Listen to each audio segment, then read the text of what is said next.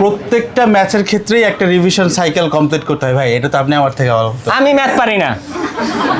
প্রত্যেকটা ম্যাথের ক্ষেত্রে একটা রিভিশন সাইকেল কমপ্লিট করতে হয়। কিছু কিছু ম্যাথ আছে একবার করলে হয়, কিছু কিছু 3 বার 6 বার 7 বার 8 বার, সো এইটা কমপ্লিট করতে হবে। দ্যাটস প্রেটি ন্যাচারাল যে বারবার ভুলে যাব, রিপিট করতে হয়, বেসিক থিং আর কি, আর কিছুই না।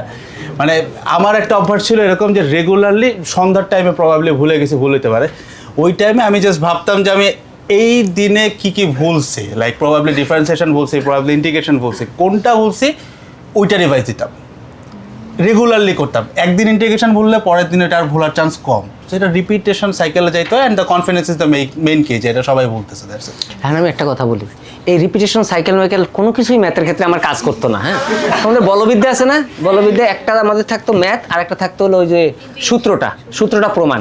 আমি সেই সূত্র প্রমাণ করে গেছি জীবনে, ম্যাথ মিলাইতে পারতাম না। কলা গাছে উঠলে আমার বান্দরা নামতে পারতো না, আমি কি করবো ভাই? চৌবাচ্চার ফুটায় একটা বন্ধ করলে 3টা খুলে যাইতো, ম্যাথই মিলাইতে পারতাম না। তো ম্যাথ তো আমার দ্বারা সম্ভব না। তো তার দ্বারা যেটা সম্ভব না তা সে সেইভাবেই আগাও, বিকল্প খুঁজো। হ্যাঁ,